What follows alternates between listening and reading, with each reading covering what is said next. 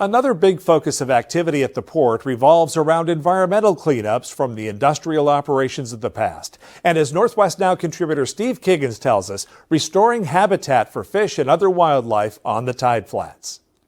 Before Tacoma could become the city of destiny, the U.S. Army Corps of Engineers says old photographs and maps showed there may have been as many as 6,000 acres of marshes and tidelands surrounding the mouth of the Puyallup River.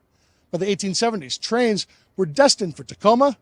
Commerce was booming in the Washington Territory. It brought jobs and wealth and pollution. By 1999, there were less than 200 acres of those lands left, but now those numbers are growing. It's also about being a really good environmental steward, and the Port of Tacoma is really leading the way there. The trickling waters of Wapato Creek once again meander through wetlands and fish habitat. These restored acres are part of an advanced mitigation project, the Puyallup tribe of Indians partnering alongside the Port of Tacoma. Not only are you restoring it to its original shape and condition, but you're also creating flood capacity.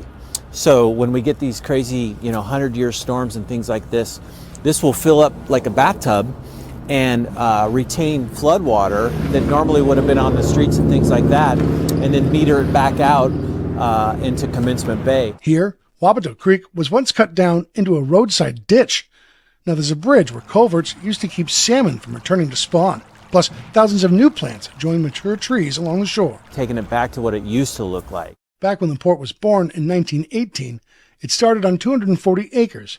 Here's what it looked like back in the 1950s. But ever since it started, it's grown tenfold. Since 1980, the port says it's preserved, constructed, or helped to mitigate 21 sites, filling 213 acres. Many of those projects highlighted in bright green on this map.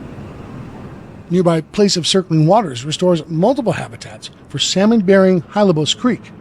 The lessons Port of Tacoma learned here a decade ago became a blueprint for Wapato Creek and future projects already in the works. It's vindicating, it's gratifying, it's so rewarding.